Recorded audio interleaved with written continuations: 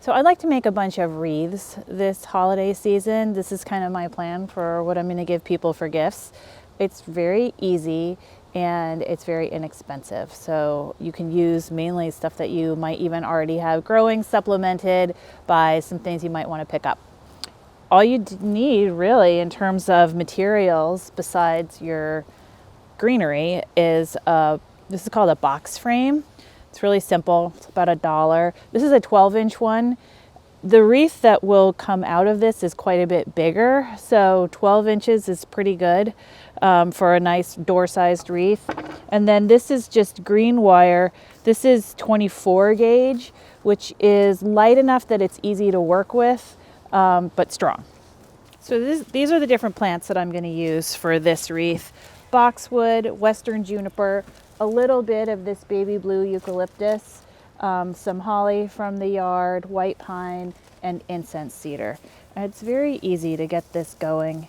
You just want to make little bundles that are kind of like hand-sized. If you make them smaller, that's fine. Your wreath will just be a little bit narrower in diameter. You don't have to use all 5 items in every one of your little bundles. You can just kind of go with it. So to get started, I have my wreath. I'm going to put the first bundle here. I'm going to get started with my wire. I like to do one long continuous piece of wire. Some people make bundles and cut the wire a bunch. I think it's a little bit faster to just make one spiral over and over. So the first time I'm going to go around a couple of times.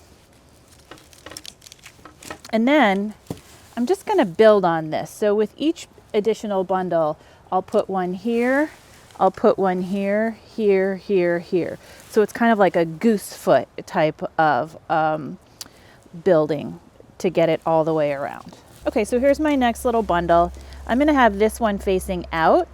The one after that, though, I'm going to have facing in, so I get a nice even wreath. But for this guy, just going to do this. The tighter you put your next bundles together, the more dimensional and fluffy your wreath will be. If you want it flatter, space these further out from each other. And if you want it really dense, put them close together. Okay, I want this to be fairly kind of thick and big, so put these pretty close together.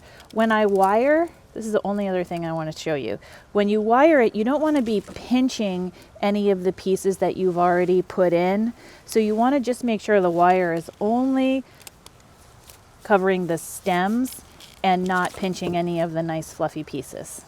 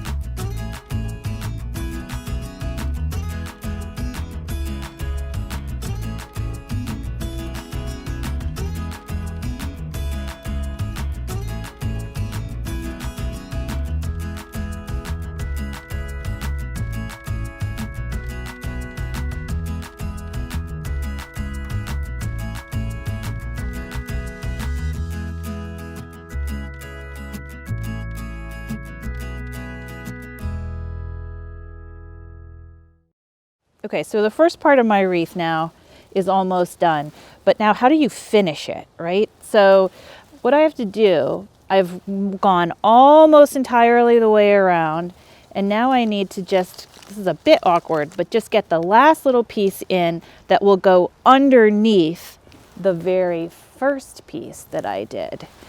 I'm gonna wire it carefully. Again, not pinching any of these nice leaves that are fluffy, so that you won't be able to tell where this wreath started and where it ended. Now, I've used one piece of wire over and over and over wound through here. Now what I want to do is finish it off. I'm just going to turn it over like this, give myself a little bit of a tail, cut that, just wind it. You don't have to tie it, you just have to pull this pretty tight and then just kind of weave it in and out. You also don't have to worry about a hanger for this kind of wreath because there's enough of the frame showing in the back that you can just hook it pretty easily on any type of nail or something. And you can also, with these homemade wreaths, it's good to just rotate them a bunch of times or a little bit till you find what seems to be the natural top and the bottom. So I want to just keep this kind of natural. Sometimes I put gold pine cones or more sparkly things or a sparkly ribbon. This one I just want to keep more low key. So these are lotus pods that are actually from my pond. When they finish flowering, if I can, I try to save the lotus pods before they go kind of fall into the water. So you can see I just wired this, just twisted it onto this green pick, and I'm going to shove it in the same direction as everything else.